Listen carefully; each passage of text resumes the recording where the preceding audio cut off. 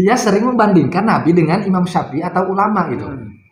Mau ikut Ustadz Fulan atau Nabi. Itu sering tuh. Ya bukan nggak apple to apple, nggak sebanding. Nabi disandingkan dengan ulama, gimana bisa? Kalau mau ikut Imam Syafi'i atau ikut ulama yang diikuti Wahabi itu baru sebanding. Menetapkan hadis sahih dengan tidak sahih kan ke Imam Bukhari dan Muslim. Ulama muhaddisin sepakat. Hadis yang paling sahih itu adalah hadis Imam Bukhari dan Muslim. Pertanyaannya, Bukhari dan Muslim udah lahir belum zaman Imam Syafi'i? Kan belum ada. Jadi hadis sahih menurut Imam Syafi'i itu berdasarkan beliau karena beliau ahli hadis.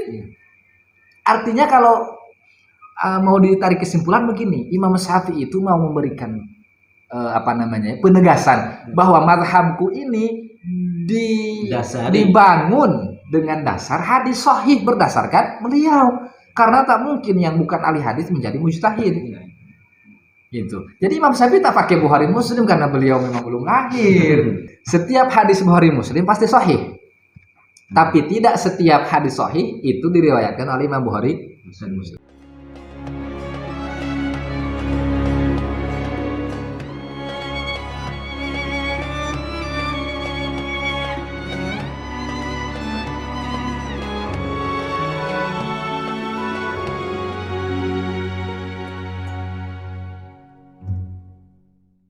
Contoh lagi, dakwah. Dakwah itu sunnah Nabi atau bukan? Ya jelas. Berarti seluruh Nabi punya dakwah ya, misi dakwah. Misi dakwah. Nah, berarti dakwah sunnah ini kan masalah agama nih. Ya kan? Ya. Dakwah ini masalah agama, berarti harus ikut Nabi. Pernah nggak Nabi dakwah di YouTube? Nggak pernah. Nggak pernah. Mungkin bid'ah akhirat. Itu makanya disebut bid'ah agama. Kena dia kan karena menurut dia nggak boleh itu bid'ah agama, berarti nggak boleh tuh dakwah di YouTube. Disebut bid'ah dia bilang bid'ah dunia, dakwah bukan masalah dunia, jadi kena. Makanya al-batil mutanaqib, kebatilan itu akan selalu kontradiksi gitu, nggak berlawanan. Ya, ini masalah konsep bid'ahnya. Jadi yang harus kita pahami ya, sunnah dan bid'ah itu bukan hukum tuh yang pertama, tapi mahkum bih, sesuatu yang dihukumi. Jadi ukurannya ya syariat, ukurannya ya hukum yang 5 tadi gitu. Ada nggak dalil yang membolehkan gitu, baik dalil umum maupun dalil yang khusus. Dan kita ini udah ya, selesai lah oleh ulama dulu dibahas masalah ini. Nggak perlu lagi kita obak-abik sesuatu yang sudah disusun. Seandainya Ustaz, Imam Syafi'i salah dalam membagi bid'ah menjadi 2, dan ini fatal. Ya kan, kesalahannya karena bisa merusak agama menurut mereka. Imam Ahmad bin Hanbal itu bukan orang yang diam ketika melihat kebatilan. Pasti dibantah Imam Ahmad bin Hanbal. Kenapa? Imam bin Hanbal bukan tipe orang yang yang diam ketika melihat kesalahan dan kebatilan, apalagi masalah agama gitu. Kenapa kok sampai sekarang tak pernah kita jumpai Imam Hambali mengkritik Imam Syafi'i? Tidak pernah. Bahkan beliau 40 tahun mendoakan Imam Syafi'i dalam sholatnya. Nabi Muhammad tak pernah mendoakan Imam Syafi'i ketika sujud. Kenapa? Imam Syafi'inya belum lahir. Imam Ahmad bin Hanbal sujudnya Robbighfirli setelah Subhana Rabbiyal A'la, Robbighfirli wali walidaya wali Muhammad bin Idris Asy-Syafi'i. Bid'ah itu, enggak pernah diajarkan Nabi itu. Belum lahir. Belum lahir Imam Syafi'inya. Nah, berani kita bilang bid'ah Imam Hambali, maksud neraka dari Imam Hambali itu. Aduh, memang agak-agak kocelak kalau bahas ini ya. Ya walaupun kita tidak mengeneralisir semua Wahabi itu ekstrim, enggak. Ada juga Wahabi yang baik. Dan yang kita kritisi ini sebenarnya kan kita ini bukan nggak mau beda, ya kan? Kita beda nggak masalah. NU dengan Muhammadiyah dari dulu beda loh. Tapi kita nggak ada berperang opini, berperang dalil, nggak ada. Kita menerima saja. Yang kunut silakan, nggak kunut silakan. Masalahnya Wahabi ini menyerang gitu. Seandainya mereka tak menyerang, silakan. Silakan. Kalau mau beda karena memang perbedaan kan dari dulu nggak mungkin kita sama gitu. Cuma jangan menyalahkan orang lain, apalagi dalam masalah yang jelas ada dalilnya gitu. Yang jelas-jelas adalah mengomentari narkoba, mengomentari perzinahan, mengomentari dangdutan, nah itulah yang jelas-jelas haramnya. Ini enggak, orang berusaha untuk mengislamkan orang kafir. Ini enggak mengkafirkan orang Islam pula, gara-gara tawasul, gara-gara ziarah, ya kan? Nah, masalah tahlil tadi nih balik lagi. La ilaha illallah. Makanannya oke, boleh tadi ya kan. Apalagi yang dikritisi? Yang dikritisi ihda usawabnya. Menghadiahkan pahala daripada tahlilnya. Itu juga ini masalah. Ya, itu kan hasil ijtihad ulama. Memang ada yang bilang sampai, ada yang bilang nggak sampai. Sampai sekarang kita nggak ada yang tahu kecuali Allah. Mereka ujung-ujungnya dalilnya mana? Itu tadi kalau nanya dalilnya mana, ya kita Ikut tanya apa? juga dalil dakwah di YouTube mana. Gitu. Banyak lah kalau kita mau apa namanya. Yang Ya. kita ikut tuh bukan ulama, bukan ustaz, nabi kan gitu. Iya. Nah, ini dia yang lucu tadi. Heeh. Dia sering membandingkan nabi dengan Imam Syafi'i atau ulama gitu. Mau ikut Ustadz Fulan atau Nabi? Itu sering tuh. Ya bukan nggak apple to apple, Iya. nggak sebanding. Nabi disandingkan dengan ulama, gimana bisa? Kalau mau ikut Imam Syafi'i atau ikut ulama yang diikuti Wahabi itu baru sebanding. Iya. Nah, contoh lah, Wahabi ini katakan siapa yang dia favoritkan ulamanya kan? Itu misalnya, mohon maaf, Syekh Utsaimin misalnya kan dari Arab Saudi. Nah itu yang dibandingkan karena ulama dengan ulama yang bukan Nabi dua-duanya. Mau ikut Imam Syafi'i atau mau ikut Syekh Utsaimin gitu. Ini enggak Imam Syafi'i dengan Nabi. Seolah-olah Imam Syafi'i itu tak paham Iya. hadis. Nah, ini yang sering diselewengkan Ustaz. Apa tuh? Insohal hadis, ya kan? Fahuwa madhabi.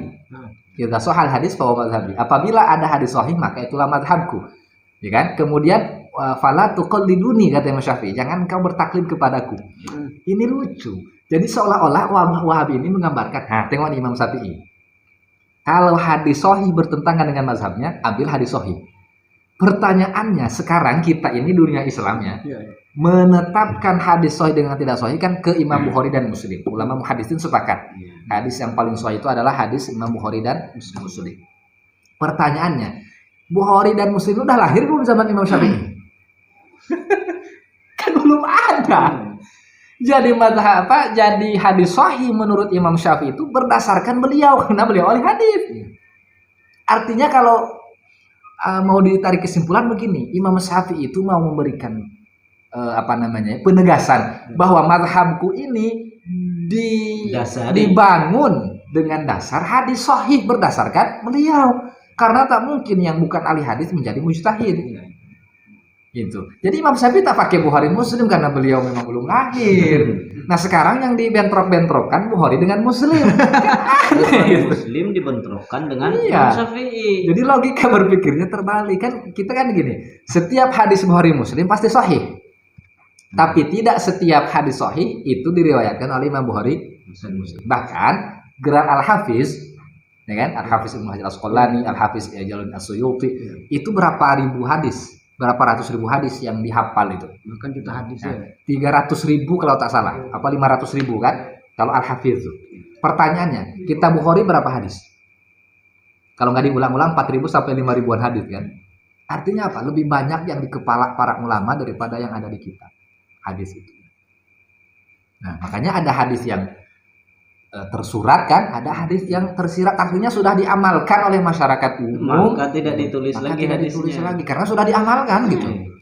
Sudah diamalkan. Adat. Sudah jadi adat. Padahal itu hadis. Makanya kata Imam Jalaluddin As-Suyuti dalam kitab Al-Hawi kan, bahwa di Mekah itu ada gitu.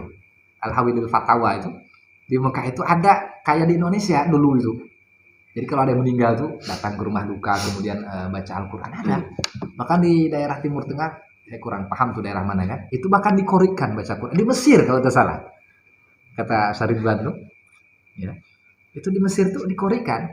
Tilawah baca Qur'annya itu. Di rumah Tetap tidak usah di rumah apa duka. duka. Iya, itu dia. Jadi gimana ya? Ya, kita bukan menyerang mereka, enggak. Kita ini hanya menangkal atau bertahan lah kalau istilah bola itu bertahan kita. Mereka menyerang ya kita bertahan, wajib kita bentengi. Karena kalau kita nggak bertahan ya kebobolan kita, habis kita. Habis kita. Nah itu logikanya. Jadi Imam Syafi'i itu dianggapnya tidak hafal hadis. Aduh, istilahnya lebih cerdas Imam Bukhari. Imam Bukhari saja bukan mujtahid. Ya kalau yang belajar usul kan pasti tahu tuh derajat ulama itu kan mujtahid. Bahkan mujtahid pun ada mujtahid mutlak, mujtahid fatwa, mujtahid tarjih kan, mujtahid madhab, beda-beda. Gitu. Imam Ghazali, sekelas Imam Ghazali, bayangkan. Beliau punya kitab namanya Ihya Ulumuddin. Nah, ini disesat-sesatkan pula sama mereka. Kitab Ihya Ulumuddin dipuji oleh para ulama kan. Seandainya ada kitab suci selain Al-Quran, Ihya Ulumuddin ini agak cocok. Saking indahnya isi kitab itu. Ini disesat-sesatkan ya pula. Gitu kan. Nah, Imam Ghazali tak sampai derajatnya seperti Imam Syafi'i, mujtahid tak nyampai. Mujtahid fil madhab pun enggak ya. Kita tahu kan mujtahid tarjih dalam mazhab Syafi'i kan Imam Rafi'i Nawawi kan. Itu kemudian yang mujtahid mazhabnya Ibnu Hajar Al-Haythami, kemudian Imam Romli gitu. Nah, ini yang aneh gitu mereka. Entah memang mereka tidak belajar itu atau mereka tahu tapi disembunyikan karena doktrin, wallahu a'lam. Tapi kalau kita cerita dengan Ustaz Ridwan, Wahabi Mesir itu ya nggak se-ekstrim di Indonesia gitu. Dibenarkan? Ya se-ekstrim di Indonesia. Nah, kita silakan gitu, mau hidup di Indonesia mempunyai paham Wahabi ya, apa silahkan gitu kan, tidak masalah. Cuma itu tadi jangan menyerang umat muslim lah. Itu dia.